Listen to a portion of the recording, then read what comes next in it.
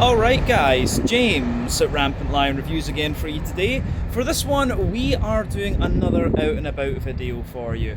I'm still here in Helsinki, the Finnish capital, and we're going to have a little look at this place behind me. So yeah, this is Juova Hanahoune, if I'm pronouncing it correctly. Probably not, because I have no idea about Finnish, but this is a craft beer bar that is kind of in cooperation, I guess you could say, with 5 or so different Finnish breweries. So this is a place that was recommended by Riku, my Finnish beer mule, and he will be joining us a little bit later on in the video. But we'll do as we always do, we'll go in, we'll have a little look around, and we'll try some of these Finnish beers on tap. I'm very much looking forward to this. So yeah, I hope you guys enjoy this one, and really cool to be filming another out and about video here in Helsinki. Let's get started.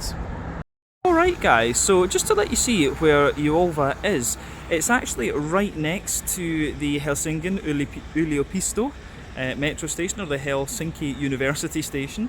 Yeah, I really should stop trying to speak Finnish, it's not such a good idea.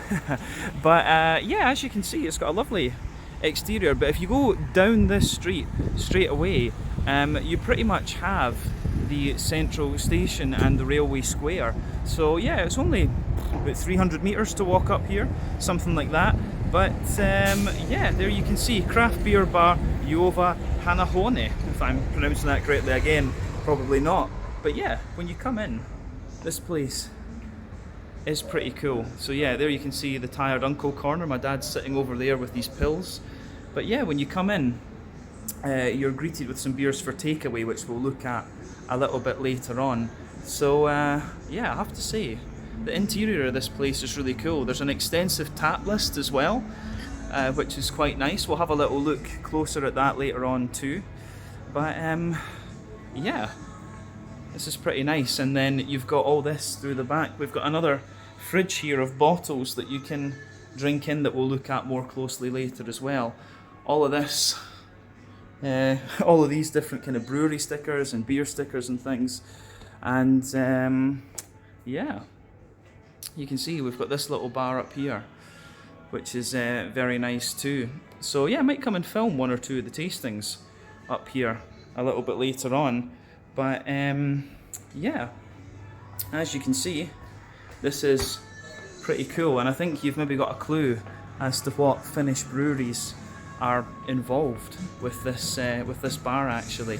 So yeah, let's go and get started on our first beer, which is going to be a Pilsner.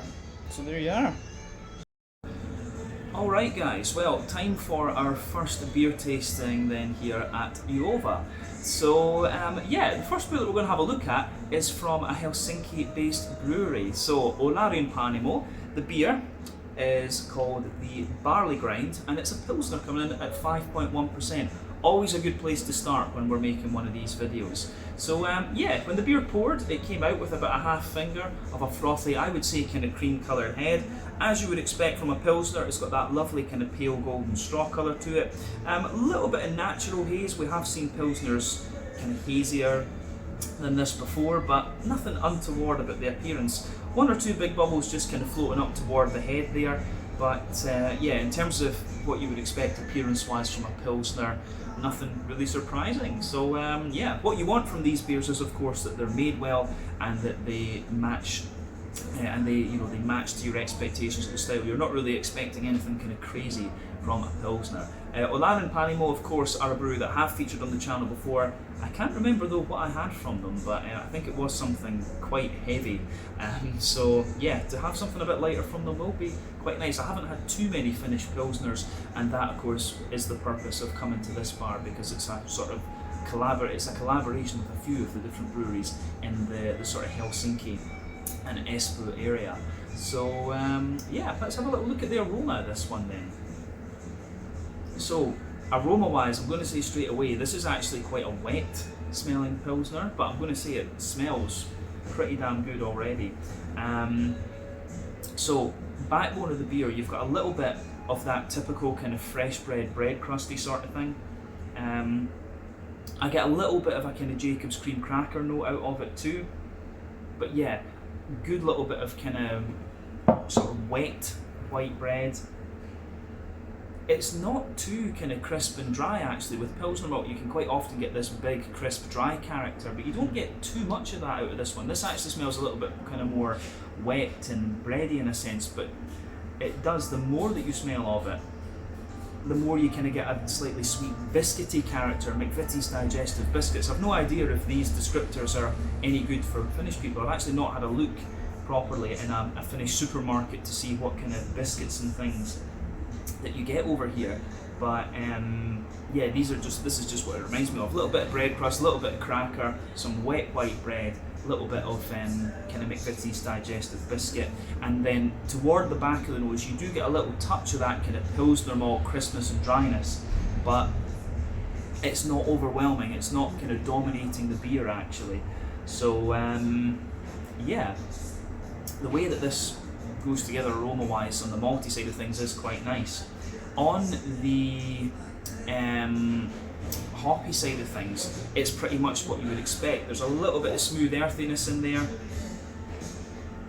There's a wee bit of floral aromaticity as well, and I would say that that's where the dominating factor of the green component is. It's a little bit more floral, but you've got a nice bright and slightly wet grassiness. Also a wee bit of zestiness coming out of the grass too. And on the fruity side of things, it's kind of what you'd expect. There's a wee bit of like gooseberry, a little bit of that kind of sultana. Actually, a little bit of sultana out of this one. Maybe that oily peary character as well. The Pilsner's not the most fruity of styles, but yeah, a little bit of gooseberry, a little bit of kind of peary note, and a little bit of sultana. That's really what I'm getting out of this one. So this one's really giving you everything you'd expect from this style aroma-wise. I think we should have a taste of this one then and see how we get on. So yeah, this one is the Barley Grind, a Pilsner from Pienpanimo, who are based just over the water from the main part of Helsinki, if I remember correctly. You might see a brewery visit video there, so keep your eyes peeled for that. But yeah, Barley Grind Pilsner, 5.1% ABV. Let's get stuck in. Slange, skål, kippis.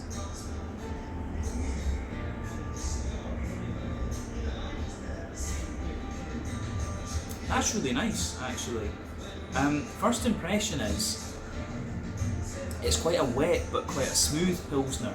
But we kind of had that idea from the aroma, like it was going to be more kind of smooth and slightly oily. It wasn't going to be the driest of Pilsners that we've come across. But I think that's really well done actually. This is just a nice, easy drinker. That's what you want from the style.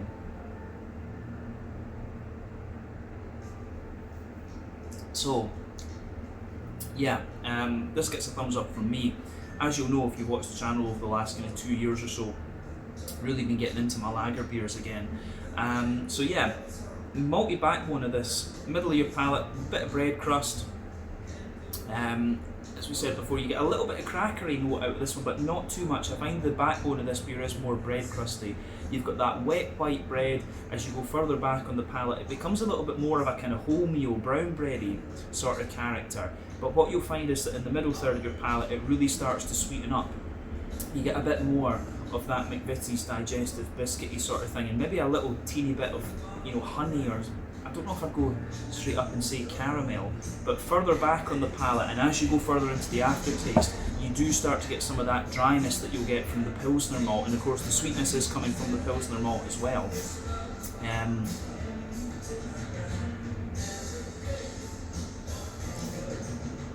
The thing I noticed when I was filming some of the other videos with Harry recently, quite a few of the Pilsner and lager beers that we've had some sort of, a little bit of wheaty note to them in the back of the palate, but you don't really get that with this one, which is quite interesting. So yeah, the back third of the palate is where the Pilsner malt really starts to come out and show you a little bit of the dryness that you, to show you a little bit of the dryness that you get out of this beer. Yeah, this is pretty nice, I have to say. I really like where this one goes with its malt base. It's always critical to get a good malt base in these Pilsners, and this one does the job for sure. So on the on the hoppy side of things, I don't think we need to say anything else about the malt base. Back corners of the palate, you've got a little bit of earthiness. As you come further forward, it gets a little bit herbal, and as you push toward the front corners of the palate, there's more of a floral note comes out, but the front curve of your tongue's a little bit wetter and a wee bit more kind of grassy-like. I think this is German hopped. It doesn't seem quite spicy enough to be Czech Sats or Jatets. I think this is Hallertau or Tintnanger, something like that in this one. So yeah, kind of classic, and you know, with the colour of it as well, it's a bit clearer, so that makes a bit more sense. You know, the German Pilsners tend to be a little bit cleaner and crisper than the Czech Pilsens, as we can call them. So yeah, on the fruity side of things then, front third of the palate. Yeah, front third of the palate, it's kind of what you would expect. A little bit of that sultana, kind of dry white green grapey note. As you move further forward, you get a little bit of gooseberry and a wee bit more of a kind of oily pear, and there's a little bit of a kind of lemony, limey, citrusy note to this one. But all in all, that's a nice Pilsner. I like this one for sure. Yeah, mouthfeel wise then, I'd say top end the light bodied. Carbonation gets a bit more crisp the more that you drink of it. It leans a little bit toward the oily side of things, but it's not the oiliest Pilsner that I've had. IBU, I think, is a sort of standard 20-ish on this one. Doesn't feel overly bitter. Malt base is nice and smooth, but a wee bit of sweetness in there, as we said, and the fruity character is a little bit oily. I think that's everything we need to say about this one. So yeah, that is the end of your first tasting then here at Juova. This one was the barley grind Pilsner from Pienpanimo, just outside of Helsinki. Catch you guys in the next one. Alright guys, so a little look at the tap beers then here at Juova. First off we have Coolhead, Tiger Dreams. Of course these guys are one of the breweries involved in this bar. Then you have Wanderlust Fantasy. So that sounds quite interesting, a German pale ale. Some Echo beers, double New England IPA. Then we've got their tropical sour. We have one from Napa Beer in Spain, Imperial Stout. White Dog from the Netherlands, Galaxy New England IPA. We have their Tired Uncle Brew. I've not actually heard of them before.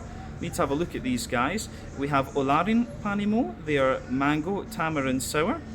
We have Hazy Hoods New England IPA. I'll need to ask about this one as well. A few from Pienpanimo, who are another of the breweries involved here. Top to bottom, double IPA. The Runaway New England IPA. Also the Mike Check Simcoe double IPA. And then over here, we've got a few other ones. So we have Cervejaria Octopus, who if I remember rightly are from Brazil. Some very, very good Brazilian beers these days. We have the Pienpanimo Barley Grind. Maistila, another one of the breweries involved here. Dr. Trois, this one is a Belgian IPA. We have the, this is going to be difficult, Cameleonte Tropical Goza. Sounds quite nice actually. We have the Samila, if I've got that right, a session IPA. Then we've got some from Tuyu. I had a very nice Pilsner from Tuyu and also a really good Imperial Stout. So we've got a Bilberry Sour, which I think could be very interesting.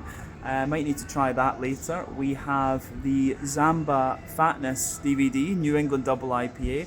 Now a few from Malesapit. I had some really good IPAs and pale ales from them actually. Another one of the breweries involved here.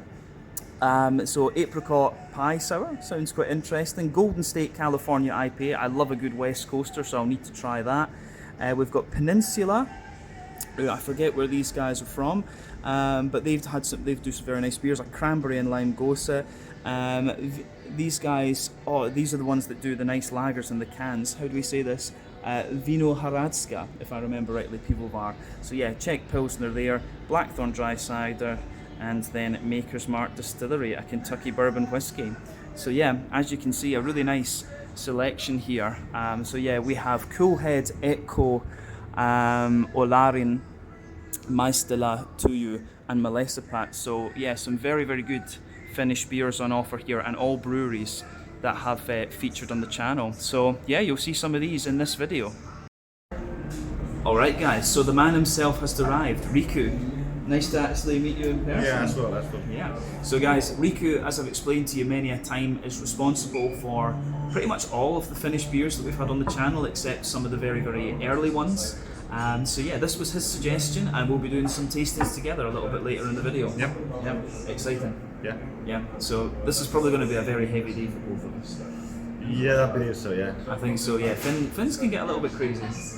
Yeah, sometimes, yeah, when it's time for being crazy, it will be crazy. Yeah, I think so. So yeah, guys, you'll see Riku and I do. There's a few good beers. There's a few very good beers on tap here actually. Yeah. So you're going to see some interesting finished beers reviewed later. Catch you guys in a second. All right, guys. Well, time for tasting number 2. So we have a special guest today. This is Riku, the Finnish beer mule. So as some of you might know, Riku is the one who's responsible for pretty much all of the Finnish beers that we've reviewed, apart from some of the very early ones, like I can't even remember what we reviewed. Porter and Siberia. Plevna Siberia, that's it, yeah.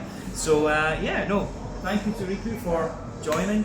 This place that we're in was actually his suggestion, so lots of good stuff. But we are going to review a beer from Riku's hometown together, so I think it's fitting that you introduce this one. Yeah, this one's from Oulu. It's a brewery called Maistila. I would say that Maistila is the best brewery for Belgian style beers in Finland, like easily. So this one is actually not your most usual Belgian style beer. It's a Belgian style IPA. It's called Dr. Trois. It's 7%, I think. Belgian IPA, so interesting. Yeah, I mean that was why it kind of caught my eye as well. Was you don't see the Belgian IPA around very often, and I don't think I've ever tried a Finnish brewed version of this. So I mean appearance-wise, this one it's slightly amber, not madly amber. When it poured, it had about a half finger of a frothy, I would say cream-coloured head. It's got a little bit of natural haze to it, which you expect from the style. Not too much in the way of visible carbonation. I think that's everything we need to say about the appearance. Yeah. So nose.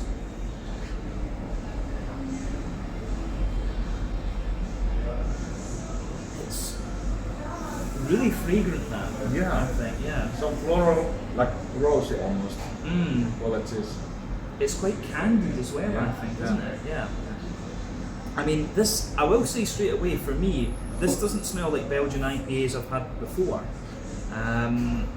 This is really like, a descriptor that Harry was using with some of the beers we tried was like rose water. It's really got that kind of rose watery and fruity type thing to it. This is quite interesting. Malty wise, it's not quite as big and doughy and yeasty and stuff as I've come across from Belgian beers before. Like a little bit of bread crust, a little bit of cracker. There's a sweet we have in Scotland called Parma Violets. I have no idea what would be the Finnish equivalent to that. No idea. But yeah, it has, you know, like that just like candy fruit flavour. Yeah.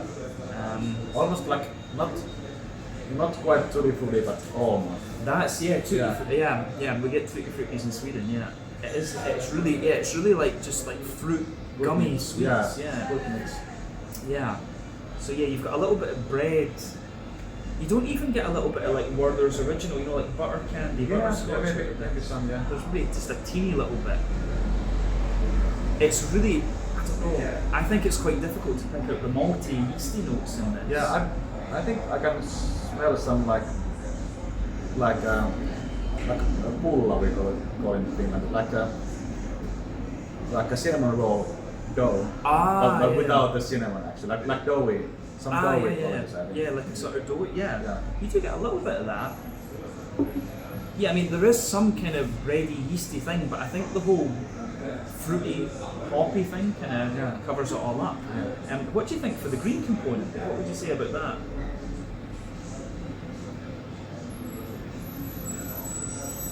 There's definitely some hoppy. It's not that hoppy, I think, but there's some like underlying like fruity hop character. Yeah, I mean for the green side of things, for me, this one's quite zesty and grassy. There's a bit floral note. Yeah. Not much in the way of earthy and herbal character. The florality is like overpowering. I think it's other. Yeah, I think the green component kind of dominates this. Yeah. And like we said earlier, that kind of rose water thing as well. What do you reckon about fruity side of things? What fruits would you say? I don't know, it's hard to pick up like so it's like general mixed fruits for me. Maybe some stone fruits, maybe. Yeah, no, I could get a wee bit of like, you do get a wee bit of like that mango-y, passion fruity thing, but I'm leaning toward like, I get this sort of, it's like a really sharp, like quite a sharp and juicy mango, but I also get that almost like, candied strawberry, candied raspberry sort of thing out of it as well. Yeah, maybe so. Yeah, I get that, yeah. Candied raspberry, candied strawberry. As I say, those of you watching in Scotland, Parma violets, it really reminds me of those. And then you've just got, a little bit of passion fruit and mango and stuff underneath. That's one of the kind of strangest aromas I've come across in quite a while, actually. Quite curious, yeah. Yeah, I think we should try this one then. So, guys, this is the Dr. Trois from Pienpanimo, who you can see behind us there with the flying fox and the bottles, from Riku's hometown, Oulu. Yeah, slash it, let's go, keep it. Yeah.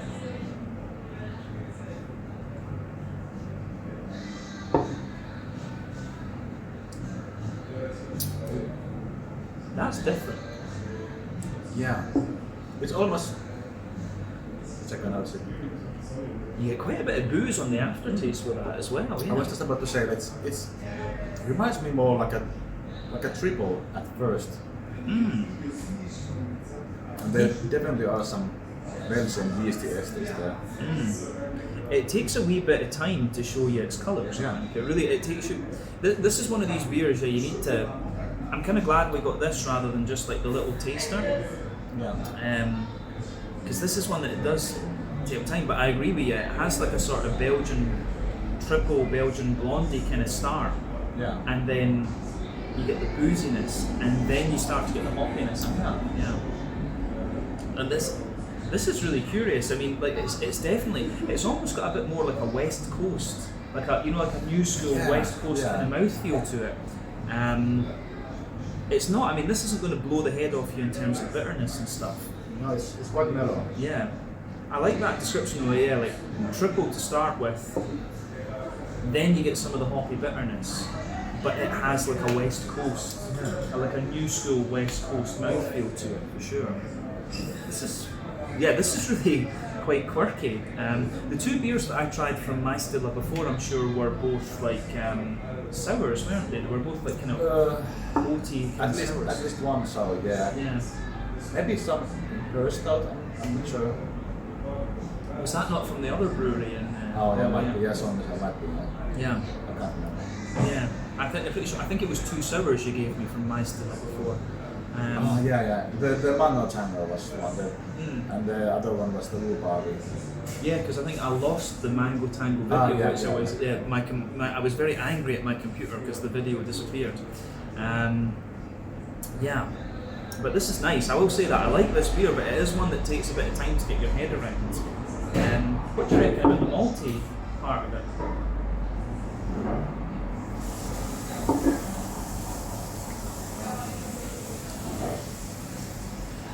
The maltiness is there, but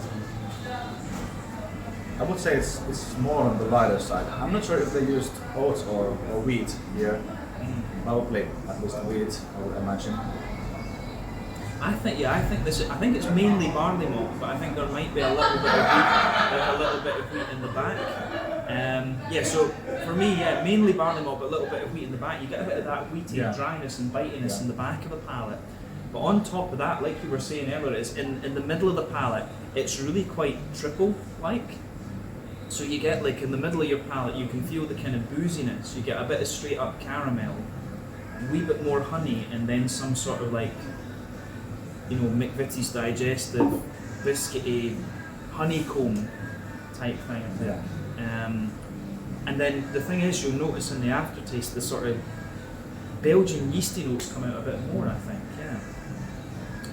I do wonder with this, obviously with these triples and quadruples and stuff, they add, candy sugar in to take the booze up. I wonder if they've done a bit of that here, and maybe that's why it smells a little bit, fragrant, if you like.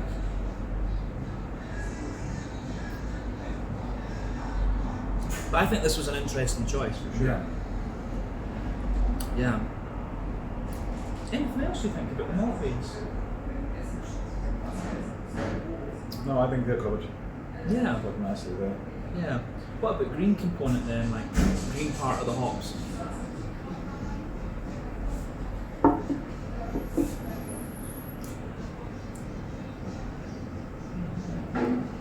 Yeah, like you said in the aroma, there's some like mango there. Mm. The floral aroma doesn't like show that much in the flavor. I expected like it would be like very floral and rosy, but not as much. Yeah. I mean, There's some now there's some earthiness mm, after a sip, but there's not much bitterness at all. so I think with this one, I reckon I'd be curious to know how they did the hopping with this, you know, as an early, late and dry. I think there is a little bit, I'm feeling the bitterness comes out a bit later. Yeah. And I think it has got a wee bit of that kind of piney, resiny Yeah. thing to it, but that takes a wee bit of time to come out. So I wouldn't be surprised if this has got like a wee bit of like Chinook or Centennial. There's something, pardon me, a bit familiar and old school about this. Yeah, I think a wee bit of Chinook maybe in this. I'm usually quite good at guessing or tasting the hops, but I'm struggling here a bit. I mean, but it's, yeah, I mean, for me, green component is quite, it has a bit of dankness to it for sure. Yeah. Front tip of the tongue, you get a bit of wet grassiness and yeah, a wee bit of earthiness in the back of the palate, but yeah, that takes a bit of time to come out. Fruitiness for me is actually quite triple-like, but I think there might be, I think this is maybe like Citra and Chinook, something like that. It's something, it's not something crazy, No. I think in this one, it's something familiar, so I think, I've got a feeling this could be something like, you know, Citra, Simcoe, it could be, you know, I-7, because I-7 gives you those soft fruity notes. And actually, my style uses like a bit rarer hops as well, like Belma or Oh yeah. something. They use it a lot, but I'm not sure if they use it here. Yeah, I mean, Belma would give you that tropical thing for sure. It's interesting. This one's really kind of got my interest, but yeah, for me, fruity side of things. At the back of the front third of your palate, bit of passion fruit, mango for sure. Yeah. Then you start to get this slightly drier ones, you know, a little bit of maybe like like dry apricot, bit of dry pineapple, maybe a bit of pear, sultana type thing as you reach the kind of front tip of the palate. So the back of that front third is passion fruit and mango, more oily. Then as you come further forward, it's a bit drier, bit of a drier fruit you get out of this one. Yeah, I really like the dryness at the end. It's not sweet at all. It's quite nice. I think the way you described it though, having this kind of triple character, it is kind of just like a hoppy triple in some ways, isn't it? Yeah, I would say so. Yeah. Actually, this reminds me a bit. Have you tasted the Juova Citra or? Yeah. It's kind of like that, but not quite. It's a bit cleaner, I think. Yeah. It's a bit cleaner. Yeah. That's a good shout actually. Yeah, it is kind of like one of the kind of triple hop versions of the Juova beer. It really has this kind of Belgian. Well, it's a Belgian IPA, so I'm stating the obvious, but it really has this kind of triple Belgian golden ale type vibe to it. Yeah. It's nice. I like this, but it's a beer that makes you think. And after 3,000 odd beers, that's what you want, I think. Mouthfeel. What do you reckon?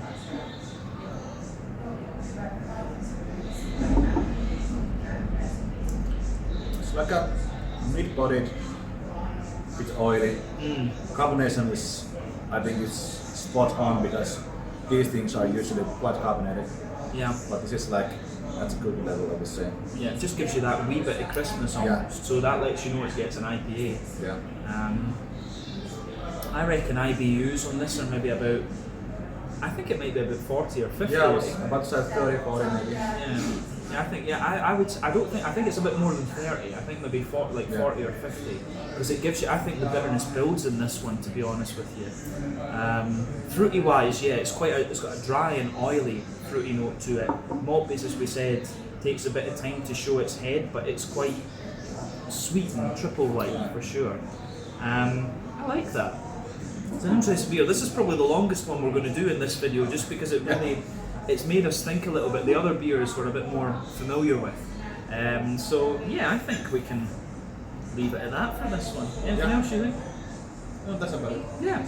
Alright, so guys, yeah, this was quite cool to Riku's first in-person feature on the channel to try a beer from his hometown. So Dr. Trois, Belgian IPA, 7% ABV from Pienpanimo-olut. There you can see some beautiful Pienpanimo-olut artwork behind us. So yeah, thanks for joining for this. Thank you. Alright guys, keep this for just now. Catch you in a second. So yeah guys, these are some of the beers that you can buy and drink in store. So yeah, quite a lot of Belgian things. There you can see some things from Cloudwater, of course, as well in England. But yeah, you've got some Hansen's Artisanal. You've got a little bit of stuff from Trillium too, which is quite interesting. But some Bone from Belgium, some Old Biersil as well, a little bit of Firestone Walker, Dwyfonteinen, Tilken, a little bit of Rodenbach, some more Tilken as well. They've got the Red Triple here, which we tried on the channel a few months ago. But yeah, Huiseboon, Old Biersil again.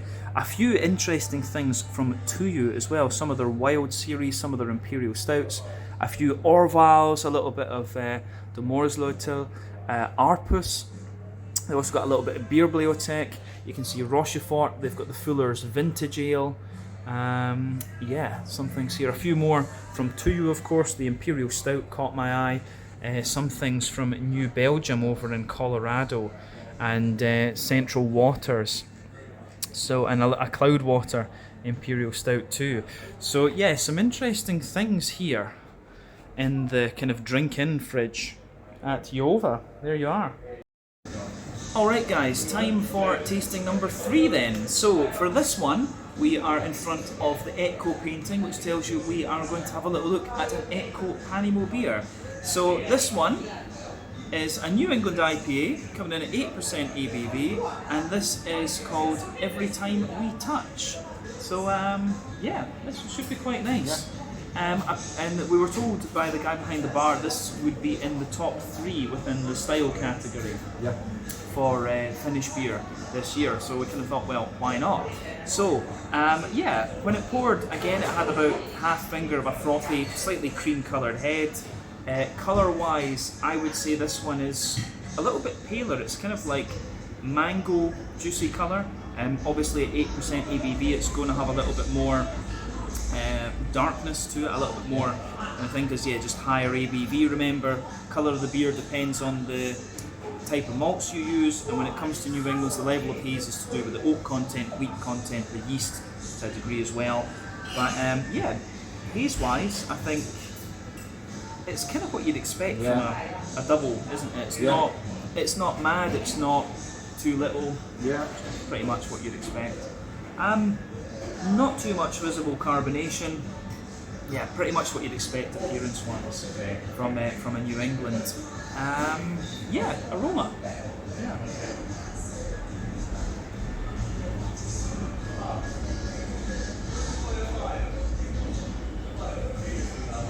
What do you reckon?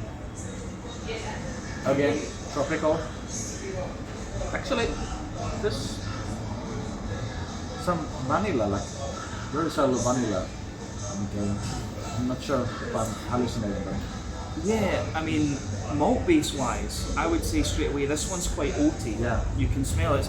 This is quite oaty and wheaty. You can smell the thickness from the wheat, but you also get the oatiness out of it. And yeah, for me, the kind of vanilla note smells more like to me, it's more like an oaty creaminess. Yeah, but I see what you mean. Yeah.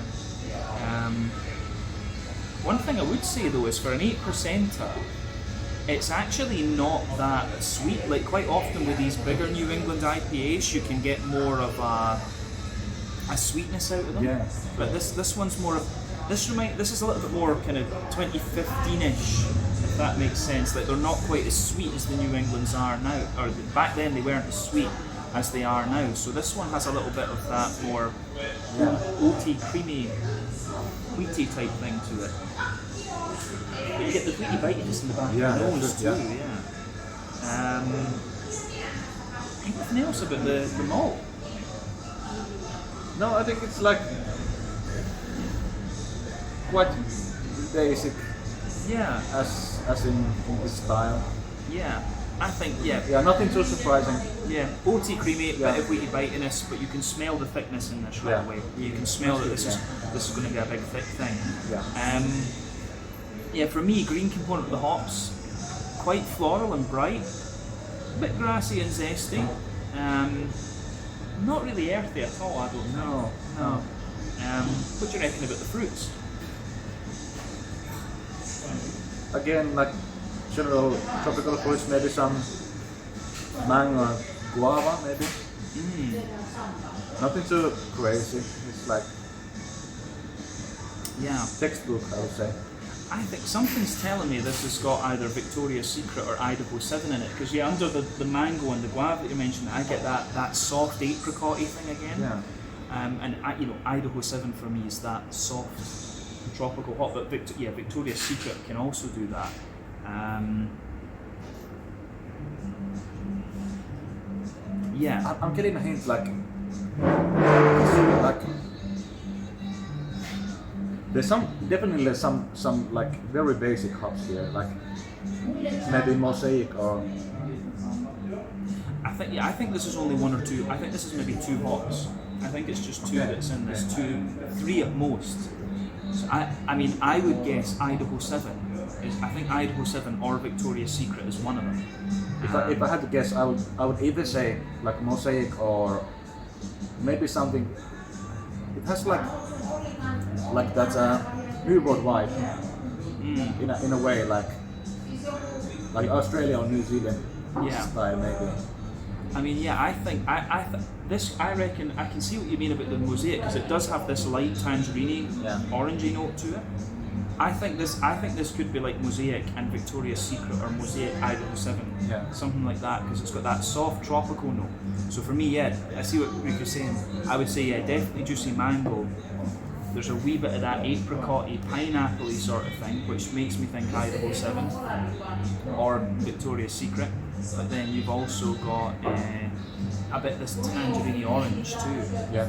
Whatever it is, it's quite a straightforward smelling beer, but it's lovely. I mean, there's so many New Englands out there these days, you can't really ask much more than they're well done and they're good. Yeah. So, ready to taste? Yeah. All right, keep this. There we go.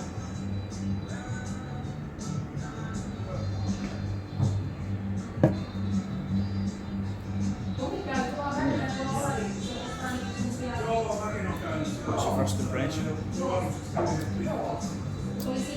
And the second impression. Straight up, not too sweet, which I like. It has some fruitiness, a lot of fruitiness actually. Yeah, I like it.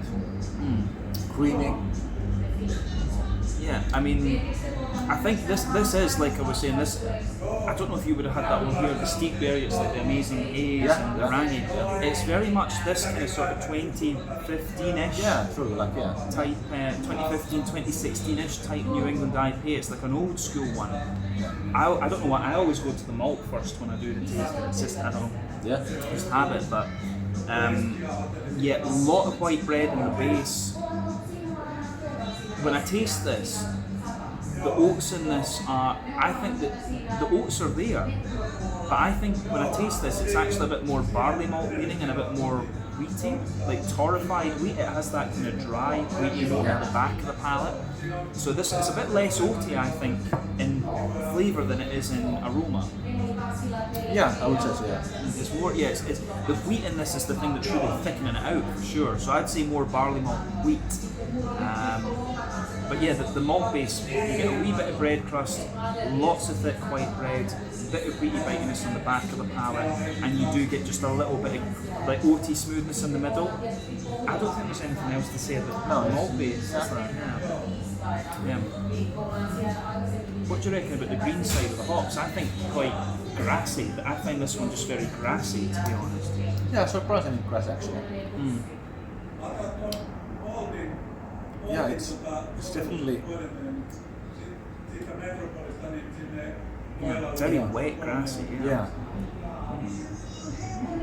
No, I don't. Yeah, it's interesting. There's a wee bit of floral note on the front, kind of corners of the palate, teeny bit of earthiness. I think you're right about mosaic. Yeah.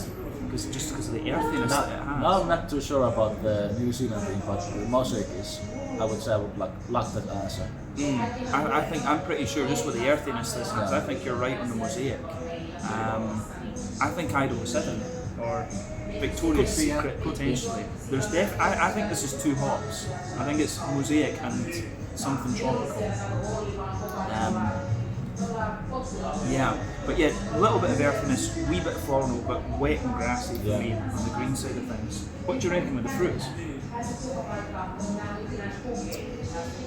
Yeah, it's again like tropical fruitiness. The mango and guava is there, and I'm still stuck with the vanilla, like Madagascar vanilla vibe. It's not too prominent, but it's like it's not too sweet, but the sweetness comes to me as like a vanilla sweetness maybe. It does. I mean, it definitely has for me. Yeah, you get a little bit of that kind of. I don't find it too sweet. No, it's but it's like this kind of. You do get this behind the fruity part of the beer. I think there is this wee bit of smoothness, like creaminess that comes out. So I can see where you get that. Yeah. And that's actually the reason I usually don't go for New York double IPAs, because I find the modern double IPAs way too sweet for me. But this is actually not too sweet and quite dry actually. I think this is really. I would say this is really nicely done. Right? Yeah. So I think it's a proper old school New England IPA for sure. If you can say so, yeah. Yeah, like 2016, 2015 type era. This one. Yeah. What do you reckon about the fruits?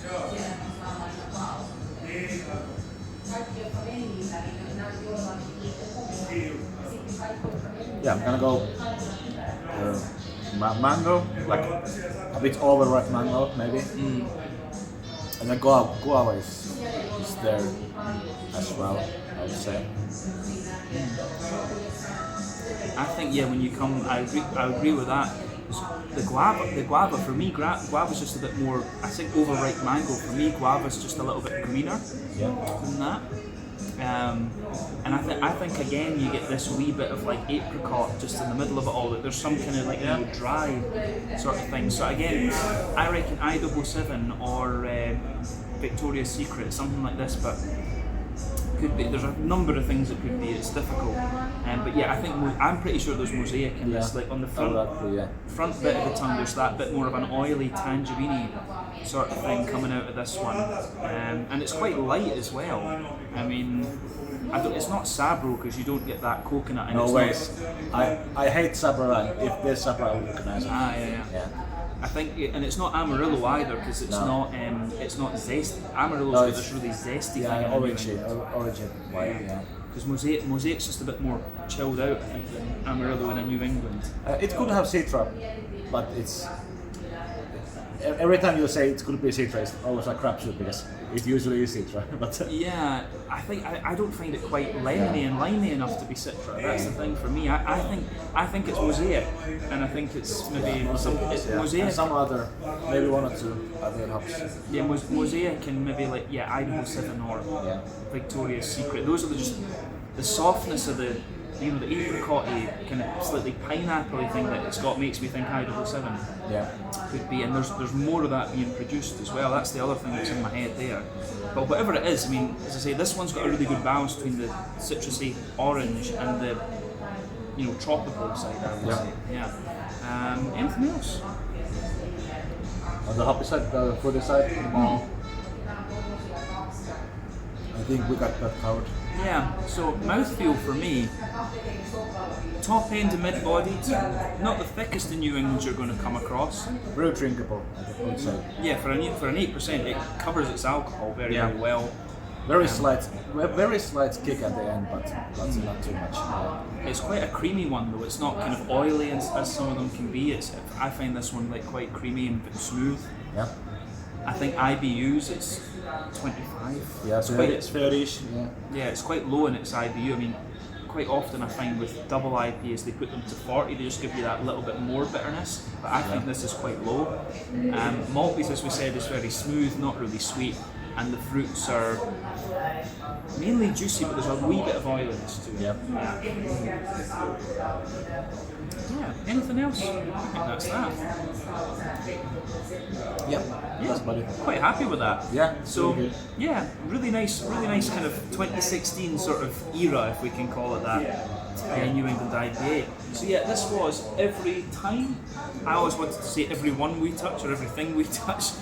Not so good, but yeah, every time we touch an 8% New England double IPA from Etco. As you can see behind us once again, we're trying to do these in front of the paintings because we've got lots of paintings here from Helsinki. Yep. Yeah, cool. So yeah, that's tasting number 3. Catch you guys in a second with another one. So yeah guys, just a little quick look at the food menu for you here at Juova. So you can get hot dogs, chorizo hot dogs, sounds quite interesting. Patatas bravas with hot sauce, chips and dip, quesadillas, a nacho platter, some barbecue ribs, chorizo and patatas, and you can also get a sausage combo as well. So yeah, remember euros and dollars are about the same these days. I'm visiting here in July of 2022. Pound wise, you know, take off about 10 to 15%, something like that, and Swedish kroner times by about 10. So yeah, quite reasonable prices on the food here at Juova. Alright guys, well, time for tasting number 4 then here at Juova.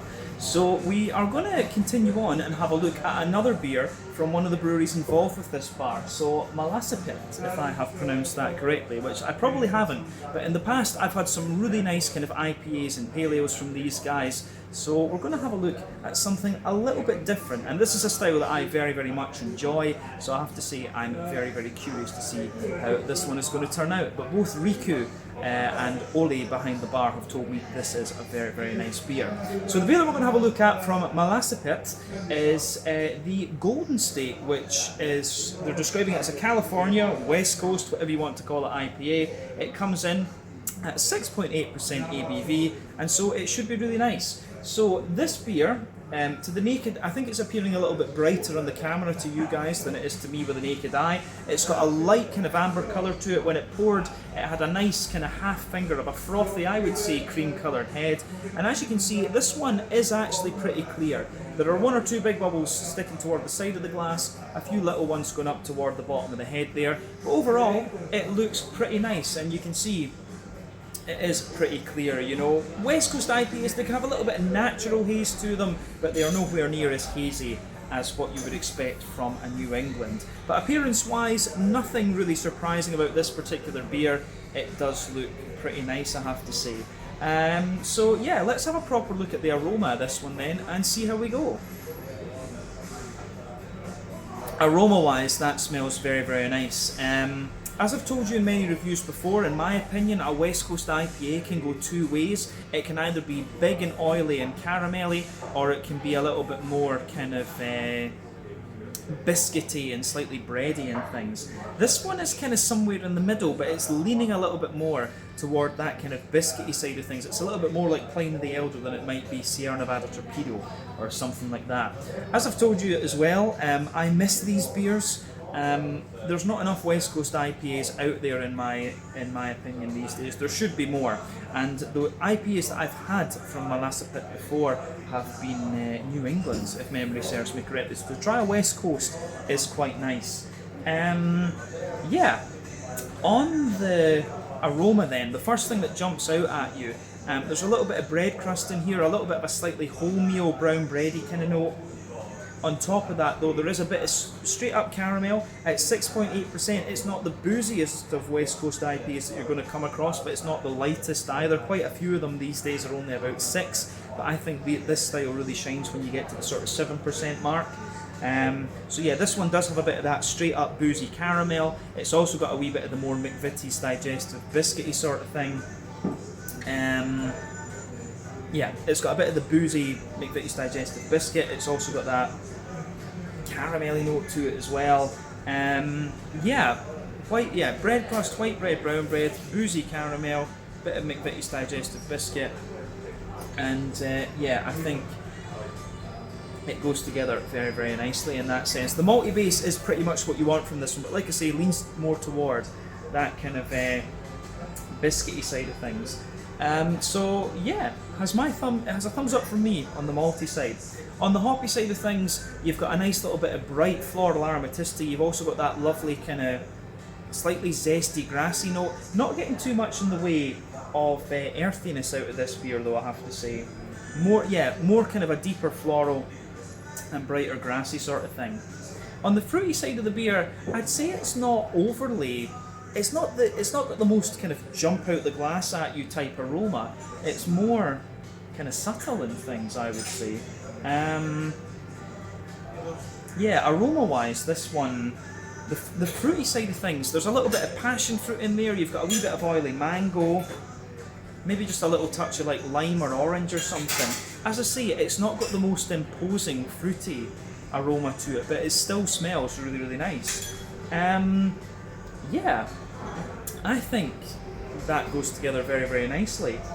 I think other than that, I don't think there's anything we need to say about the aroma of this beer. It smells lovely and it's exactly what you'd expect from a West Coast IPA.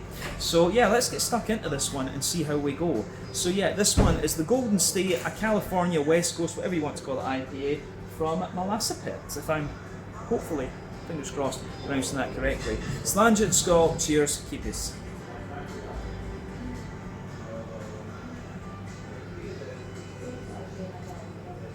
Ooh, yeah. That's nice. First impression is big, boozy and caramelly. It's got a little bit, it's actually got a fair wee bit of earthiness to it, but you've also got that big kind of piney resin and floral spicy thing that you want from this style of beer. That's a solid West Coast IPA. I like it. And it has got that old school bitterness that you want from this style. I like this, good stuff. So let's break it down that for you a little bit more. So, malty backbone with this one.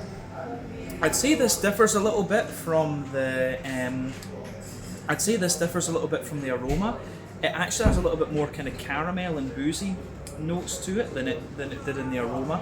But yeah, the bread crusty backbone, you have a bit of bread crusty backbone to this one. On top of that, there's a little bit of a kind of brown bready type note, and definitely some white bread in there as well, which I really like. In the dead centre of the palate though, you have that typical kind of boozy caramel note to it. And yeah, there's maybe a tiny little touch of a woody character to it. But yeah, bread crust, white bread, brown bread, bit of boozy caramel, and a little bit of biscuit. So yeah, but you can. This one for me, for 6.8%, the level of booziness that you get out of this, if I was to taste this blind, I would think this was a double at 8 or something like that. So yeah, it has a wee bit of boozy kick to it.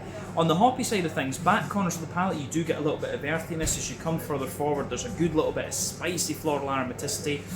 I'm not sure if I'd say pine resin. I think this might be more Columbus than Chinook, if that makes sense. Yeah, it is a little bit more Columbus spicy rather than Chinook resinous in my opinion. But round the front curve of the palate, definitely more lighter and grassy. And yet the grassiness isn't too zesty, it's actually more oily, but again that suits the West Coast characteristic. On the fruity side of things then, the front third of the palate,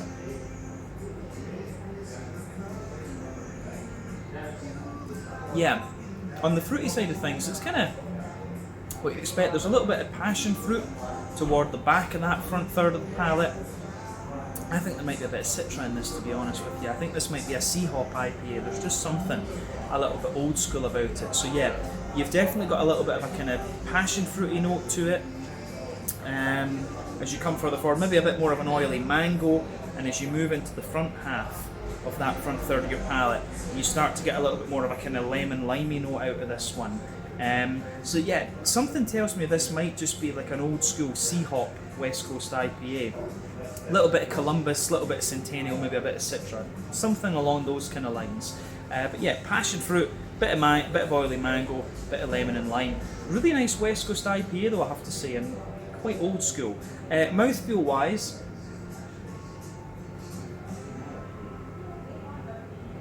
yeah, mouthfeel wise, this one for me, yeah, top end to mid-bodied, smooth carbonation, nice little bit of an oily character to it. This does have the higher bitterness that you want from this style. This has got to be at least 80 IBUs. Could potentially be a bit more than that, right enough. Malt base is, yeah, mix of oily and smooth, then you've got that big oily fruity character to this one. But regardless, this one's a really nicely done West Coast IPA. I'm quite happy with that. So yeah, this is the Golden State, a West Coast IPA, coming in at 6.8% ABV, although, you know, from the, if I tasted this blind, I would think it was more. But this one comes to you from Untappd, one of the breweries involved here at Juova. Let's cut it short for this one. We're going to go on to the sour side of things next, so catch you in just a second. Cheers, keepies. So yeah guys, you've got a scarf here when you come in that says Ui Suomi Un, which I guess means like go Finland, something like this. But yeah, the thing is, you can actually take a few beers away here. The rule is that in Finland, if it's below 5.5%, you can sell things privately. So yeah, they've got a few interesting beers here, some breweries that I haven't heard of before, and some kind of foreign ones as well. So you can buy quite a few of these beers just to take away. There's quite a few things we have heard of here before. A few things from Tuju, of course, in cans. We've tried the Pilsnero. Yeah, some Malasapit things as well, which are pretty cool. A little bit of Towo, a little bit of Mikkeller. So yeah, this is your takeaway spot here at Juova. So nice little selection of beers that you can take away. And of course, as is traditional in the Nordic countries, they've got some board games that you can go and play while you're getting drunk on all the beer. There you are. Alright guys, well, time for our fifth tasting then here at Juova. And Riku has done the Untappd search on this one, so he's going to introduce it. Okay, so this one is beer from Coolhead. It's called Tiger Dreams, and it's a double fruited sour. It has mango puree, oranges, vanilla, and Finnish salted licorice, which is also called salmiak, and also some lactose, I believe. Okay. So this is the beer style that Coolhead is best known for. They have done some amazing licorice sours, such as raspberry and lemonade licorice. I think you had the lemonade one, but I can't remember what you've given me from Coolhead, but it's all been good. Yeah. Yeah. So yeah, 6% ABV, I believe. It just looks like fruit juice, basically. Yeah. Yeah. So, yeah, as I've said to you in many of these reviews before, for me, these big kind of, can we call them Nordic sours these days? Yeah, that's what the Coolhead is calling them. Yeah, yeah. So Coolhead are, to be honest with you, Coolhead and Salama are probably the two breweries that you're going to hear about outside of Finland first. These are the two that are really starting to get out there, and yeah, Coolhead are really peddling this term Nordic sour, I think, aren't they? But yeah, for those of you watching in Sweden, yeah, like the likes of the Duckhead, Duck Pond, Elm 11, Fermenterarna, Morgendagens, this beer is going to be something along the lines of those ones, I think. But yeah, as you can see, appearance-wise, it is pretty much like a kind of mixed tropical fruit juice. No head on it at all. It was like that when it was poured. Yeah, madly hazy, pretty much 100% opaque. You're getting no light through that. No visible carbonation. Yeah, I think that's that. Just like a mixed tropical fruit juice. Do you want to go for the nose? Yeah. Yeah.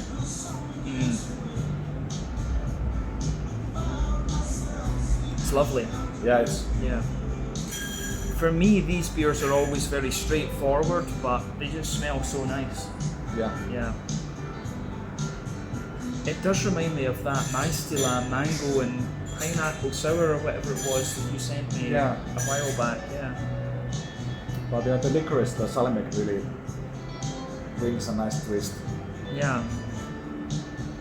I mean, this is the thing. For me, this beer smells very much like it's got like a sort of yogurty, petit filou type base. You know, you get the mango on top. what was the other fruit that was in here? Zested orange, Yeah. you said, yeah. So it's very much got that kind of mango, orangey type zesty character to it. Some vanilla and you can smell the lactose actually. Yeah, you know, I get the vanilla. Yeah. And I think the lactose is one of the things that gives it that kind of yogurty vibe, you know. So yeah, for me, it's really like a yogurty base. There's a teeny little bit of like a Werther original butter candy, butterscotchy type. Some like kefir. Have you tasted like the Turkish? Oh yeah, But, yeah. There's a little bit of that going on. Yeah, you get that teeny bit of like cocoa-y dryness in the back of the nose. But vanilla, yogurt. Yeah, it's pretty much like a yogurt malt base, isn't it? On the fruity side of things, I think the mango is really ripe. Yeah. Actually, I can't really find the orange here. Maybe some like citrusy notes, but the mango is like really prominent. See, I get quite a bit of the zest at the very front of the nose. You get a bit of the zest, but yeah, the actual oily orange doesn't come out, so it's like a really ripe mango. It's almost guava-like in a way. It's got that slight greenness to it that you get from guava. I would suspect that this beer doesn't have hops in it, just from the aroma, because it smells really juicy. There is a bit of that placebo grassiness to it, and a very slight woodiness. Yeah, I could say so. Yeah. But yeah, the licorice is quite. The licorice is a really, for me at least, the licorice is quite a hard thing to describe, but you just know it's there. It just mixes in with the vanilla almost, and the kind of oaty, yogurty thing that this beer has. Yeah. Should we go for it? I think we should, yeah. These beers are straightforward. Yeah. Let's do this. So this is the Tiger Dreams. Yeah. Tiger Dreams, what was it, 6%? 6%, 6% ABV, Nordic Sour from, Cool Head Brew, Keepis, yeah.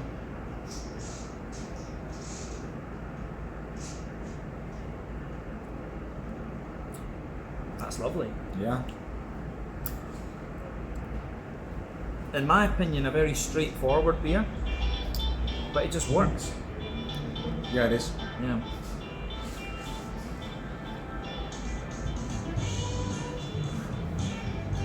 And it's a weird thing for me. Licorice, obviously, my mum loves licorice, but in Scotland it's not such a big deal as it is in the Nordic countries. I only really got into licorice when I went to Sweden, of course, but the thing a lot of people forget is that the black colour is dye, it's like natural colouring, so licorice syrup, like aniseed, is this clear thing. So for me, having a beer that tastes a bit like licorice, because this beer really leans toward like this big oily licorice thing in the aftertaste. For me, having something that gives you that licorice aftertaste, but having it this colour is really weird. That's just me though. But I'm going to say this is, these Cool Head beers are up there with the Elma Livens, the Duck Ponds, the Fermentarinas, and so on. The Nordic, we probably call it a smoothie sour as well in other places. I had some really nice ones from a brewery in Croatia called Pulfer Brewery. Oh, okay. So if you see those guys, try them. But this is lovely. It's just the aftertaste in this is pretty much this big sweet oily licorice. Yeah, I wouldn't call this one like a smoothie sour. It's you could say that it's a smoothie sour, but it's like a mix of pastry and a mix of pastry and a smoothie sour. Yeah, but it's not overly sweet. It has some tartness to it. I mean, it has that big Nordic sour sweetness in the beginning, but the aftertaste is all licorice. Yeah. All licorice. Yeah, oily, greasy. Yeah, it's this big oily, greasy licorice sort of thing. But that's a lovely, lovely beer. It really is. And you have this kind of conception, this brain's not working, this idea that licorice can be a very dominating factor in a beer. But this doesn't. It's actually really nicely balanced. It's supporting the tangy orange flavor. Yeah. Nicely, I would say. Saying it very simplistically, but it's a pretty awesome beer. Yeah. I like this. I think what we should do with this one then the sour beers start with the impact and how the flavour kind of changes. So yeah, because for me at least, the mark of a good sour beer is the impact it has and then how it mellows out. So for me, how do you think this one starts for you? Quite sharp at first. The orange is very dominating at first. But the mellows down. After the orange comes like a bit sweeter mango. It's like overripe mango. It's like it's like a bit tart mango, and after that comes the vanilla and rounds up with the sweet licorice at the end. Also. So yeah, has like a I mean, I agree with that pretty much 100%. The only thing I would add is that in the middle of the palate you get this. For me, these beers always have this yogurty type thing to them, like a sweet yogurt. So like the middle of the palate for me, you have this creamy yogurty base. You get the lactose, you get a bit of vanilla a bit further forward. In the centre of the palate, you get a wee bit of Werther's Original, but yeah, that gives way to the big oily, sweet licorice sort of thing. But like you say, when you take in the big, zesty, juicy orange, the mango comes out a wee bit later, and then I would say that I usually dislike lactose in beers in general, but here it's like well used. Yeah. It's not too overly sweet. It balances out the orange quite well, I would say. Yeah. I mean, this is I really like this. I mean, I've had the beers. I'm trying to remember what you've given me. I think you've given me a New England Double. You've given me a sour, a stout. Yeah. And all round. I mean, Coolhead for me is just a very strong all-round brewery. True. And that's lovely. I mean, I don't think I've had a sour quite like this one. I think you gave me. It was the lemonade licorice, but I think that video got lost. Yeah, I think that corrupted that one, unfortunately. So yeah, I need to get another can of that. If they're still doing it. But so the lemonade licorice beer. That was one of the videos. I think I was telling you on that. I was gutted I lost that video because it was so unique and it was really nice. So if you have a fruit licorice sour from Coolhead, this is something that you really want to try. You can see once again we've got the Coolhead artwork behind us. I forget the guy's name, but he's big fluffy afro that he has. But this is beautiful. This is very, very nice.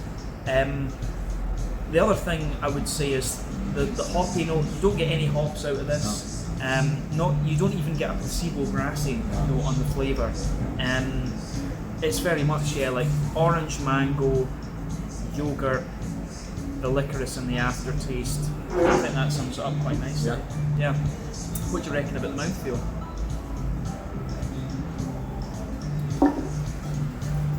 surprisingly sharp carbonation at first, but it really mellows down with to like oily, quite nicely bodied beer. I mean, see, I get zero carbonation out of it. For me, it just comes. It's very creamy. I get that. Yeah, it's for me just big oil. It's like milk. Yeah, it's almost like a kind of milk fruit juice smoothie type thing. Yeah, pretty full bodied.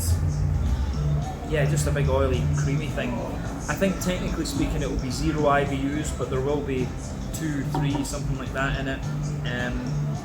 The malty side of things, I think we can say it's quite sweet. Yeah. Yeah. Sourness, it's not tart or anything. Slight tartness, like. In the beginning, in fairness. Yeah. But the licorice at the end like covers up any tartness that's left. Yeah. I'm glad we tried this one. Yes, very interesting. Because we were in a bit of two minds. We were in two minds because we are going to go and visit Coolhead Brewery, which you'll see after this video.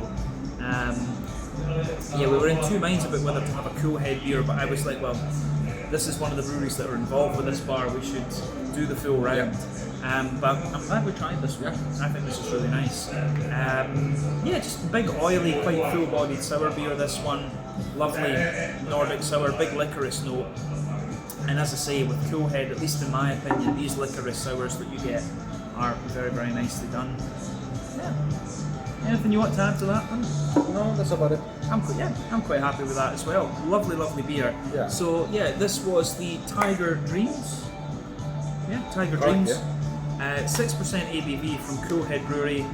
These guys are in Espoo? No, they're in Helsinki, in Viikki currently. Yeah. Used to be in Tuusula, but now in Helsinki. Okay, yeah. So yeah, they are local to Helsinki. So yeah, make sure you try their beers. If you like the big sour beers, you are going to enjoy these.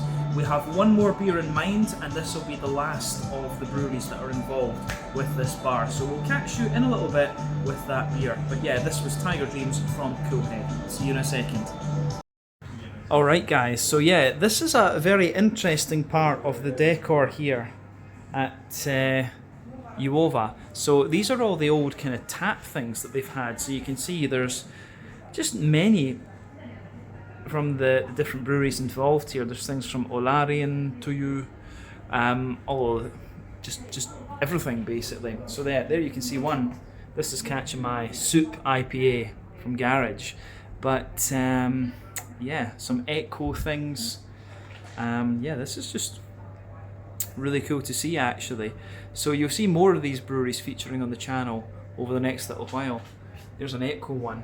Hole in the wall. Big shout out to one of my colleagues at the Bishop's Arms in Malmo, Eric, who is known by his nickname of Echo. A little bit beer bibliotech there as well. Really like this actually. This is a very cool idea. Just stick the old tap things on the wall. But you can see here, this is from Pienpanimo as well. This is also in the gents' bathroom. So yeah, the paint can doing lots of different things, and yeah, you saw earlier, this is the other part of the bar.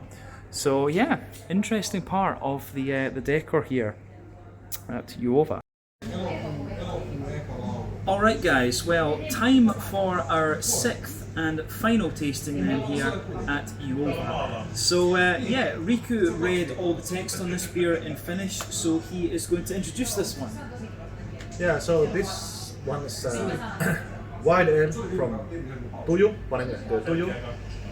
from Lappeenranta, near the Russian border.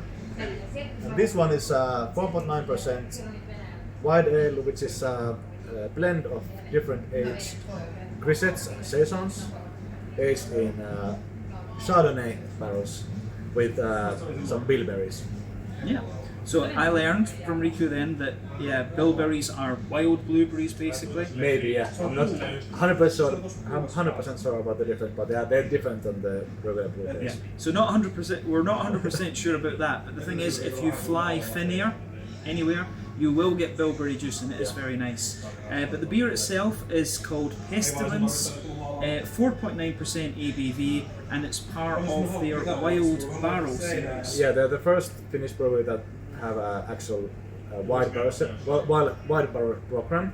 Sonnezar has made at least one wide beer, but Tuju is first with the actual series of them. Yeah, so it should be quite nice. This one will be quite different to the last sour that we had, but Tuju were the last of the 6 breweries involved in this bar, and that was the idea here, was to go around each of the 6 breweries and have a beer from each of them. So yeah, this one basically a bilberry sour, if you like. So yeah, when this beer poured, it had this one didn't have much head on it when it came out, no. So this little foamy layer that you're seeing here is pretty much what we got. It's kind of fawn coloured, I guess we could say. There's a little bit of foam inside, but yeah, there wasn't much more than this. Colour wise, it's a little bit, you know, Ruby maybe, like. Yeah, like sort of very dark chestnutty kind of colour. Looks like blueberry juice or blueberry juice. Pretty much, yeah. I mean, it is. Yeah, if you've had blueberry juice before, this is pretty much similar to that. Not much in the way of visible carbonation. It does, in fairness, have a little bit of a kind of hazy character to it. But what was it? It was a saison and saison and grisette base. So yeah, it looks pretty nice. I mean, if you're having a blueberry sour of any description, this is kind of what you expect. Yeah, not much in the way of visible carbonation. I think we said that a second ago. Brain's not working at this stage, but yeah, aroma. So we look at the nose.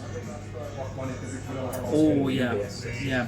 This is very much old school Belgian territory. Yeah, Yeah. It reminds me of like a proper lambic almost. Yeah, I mean, this goes to the other end of the spectrum. This is an old school sour. This isn't one of these more modern sours that you're going to come across. So yeah, very much, yeah, big, smooth, oaky character. You've got a bit of that white wine kind of note to it, that vinous thing. Yeah, some like vinegar notes almost. Yeah, a little bit of kind of butter candy, butterscotchy Werther's original type thing. Very much. This is an old school kind of lambic-y type beer for sure.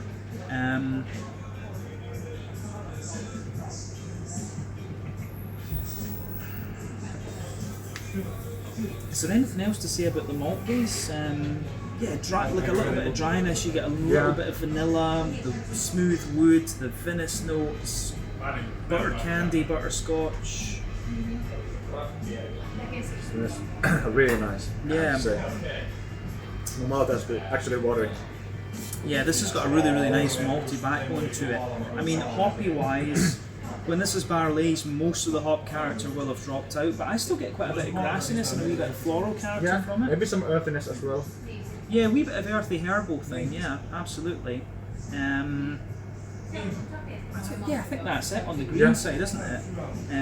The fruity side of things, yeah, it has this big white wine vinous type character to it, but then, to be honest with you, I actually think you get the blueberries, or bilberries obviously, but I think they take a bit of a back seat to the kind of vinous, lambic-y character of this beer. Maybe it's more like the peel of blueberry, or like the beers are usually more like tart and sour on the inside of the berry.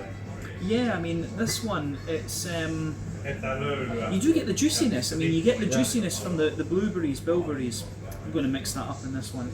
You get the bilberry juice in this, but you still have a lot of that white wine, vinessy, vinegary thing that we're mentioning. Yeah. So there's a bit of gooseberry in there. Yeah, definitely a bit of gooseberry, I think. Bit of bilberry, of course, you're going to get a lot of bilberry. Then that kind of vinegary thing. Anything else you reckon on the fruits? I'm very keen to taste it. Yeah, let's do this. Yeah. Let's do this. So yeah, this is the Pestilence, 4.9% Wild Barrel Series, a bilberry lambic type sour from Tuya. There we go. Cheers. Sanchez, keep this. There we go.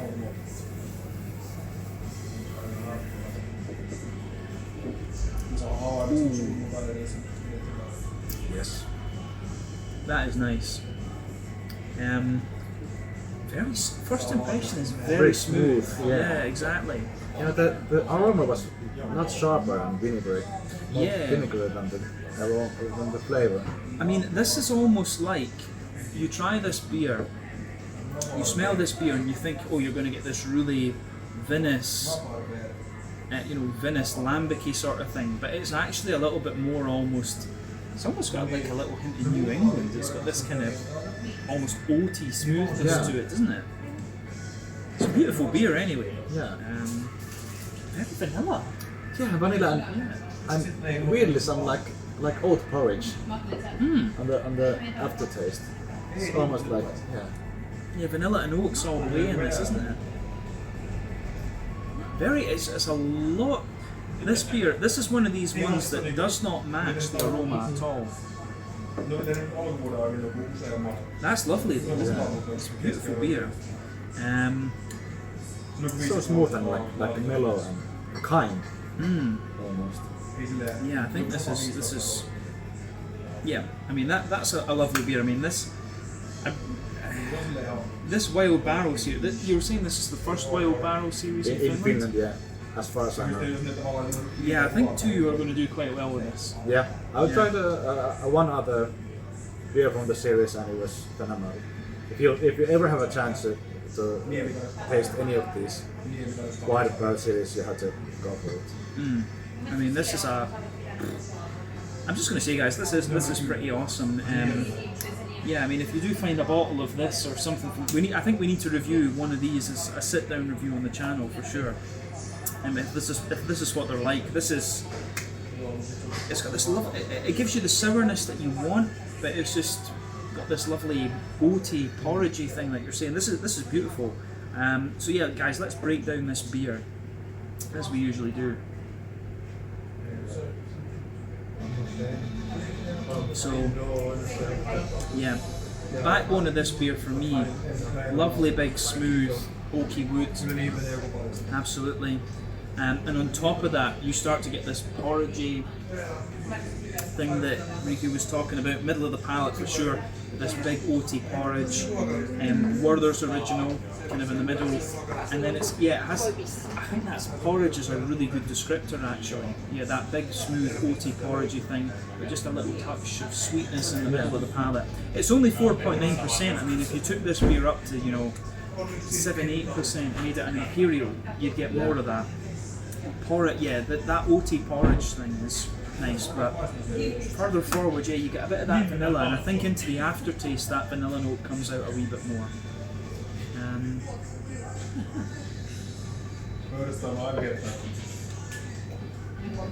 Anything else you reckon about the woody, malty side of things? No, it's just very old. I'm not even sure that it has that much old in it, but it's surely is quite old. I think porridge. It has just that little bit of almost slightly spicy, very, very, very, very mildly spicy, but oaty porridge. Yeah.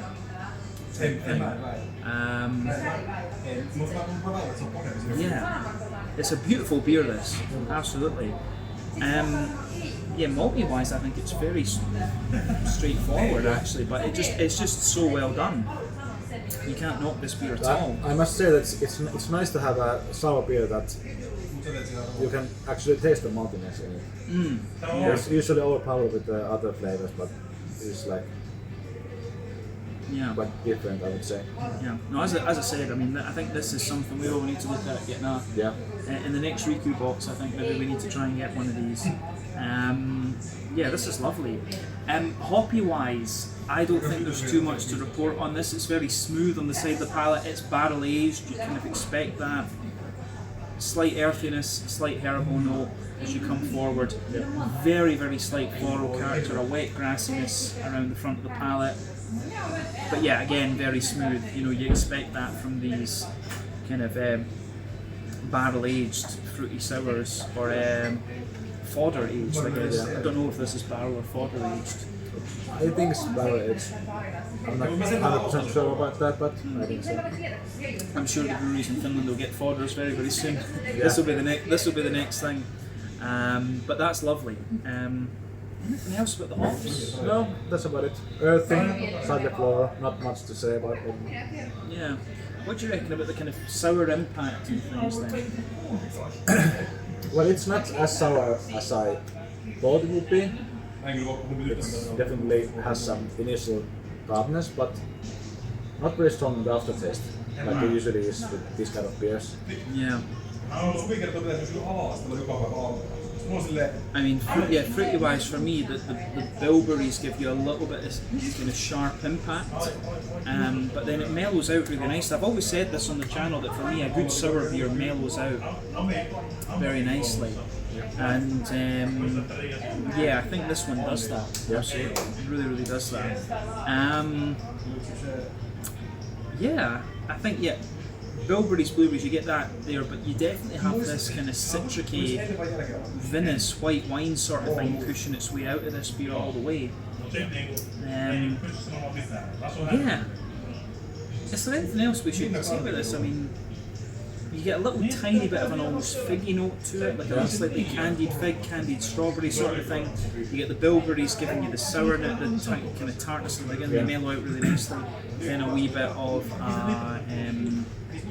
vinous, you get a little bit of vinous and woody character. The barley itself is not too prominent. It's like it has slight bitterness note to it, but it's not overpowering at all. Yeah, it's a love. I mean, this is a beautiful beer, and we've had some very good beers today, but this might be the highlight of the ones I think we've had.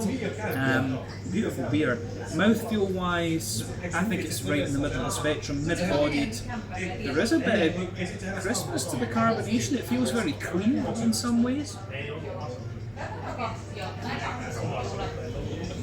Yeah, it's got that lovely cleanliness to it. Yeah. IBU's 10 at most. Yeah. There will be a little bit of IBU to this, but very, not hoppiness. Malt base, as we said, very smooth, almost kind of creamy in a sense, slightly dry.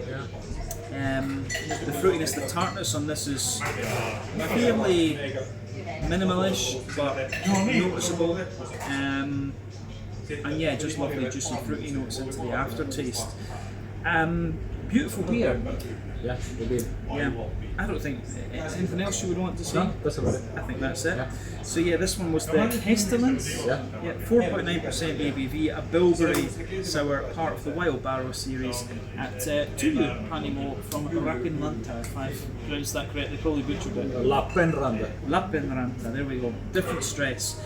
I remember you saying that when I pronounced the Swedish, the Finnish ones, I gave it the Swedish pronunciation. So yeah, but guys, beautiful beer. That is your 6th and final tasting one here at Juova. So I'll give you my final thoughts on the bar outside, but I hope you've enjoyed these. I think we've covered now one beer from every brewery that's involved in the collaboration here. So catch you guys in just a second. Cheers, and thank you to Rico as well for joining us on the tastings.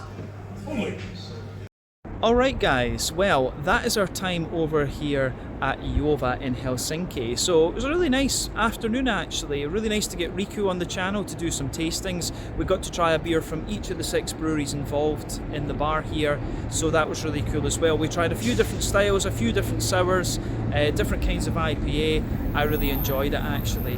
So yeah, price wise it's about the same as Swedish prices, so kind of okay, but obviously Finland is the most expensive country that uses the euro, so if you come here as a tourist, it will be a little bit pricey. We've got a few buses going past, which is perfect when you're filming, of course, but that's just how it goes. But yeah, really nice to visit Juova. This was Riku's recommendation. Ollie behind the bar was awesome, talked about the beer, told us all the different things, that was great. And the other thing is this bar is only 1 year old. It celebrated its first birthday in May. But I would definitely recommend that you come and check it out if you find yourself here in Helsinki. Quite a few of the local breweries involved here, as well as Maistila, who are from Riku's hometown of Oulu. So come and check it out. They've got a nice little food menu. We weren't quite hungry yet, but we're going to get some food at the next place we go to. Hope you guys enjoyed this one, and I'll catch you guys on the next Out and About video. This was Juova, can't say these Finnish words, I really can't, here in Helsinki, the Finnish capital. Catch you guys on the next Out and About video. Slange just now.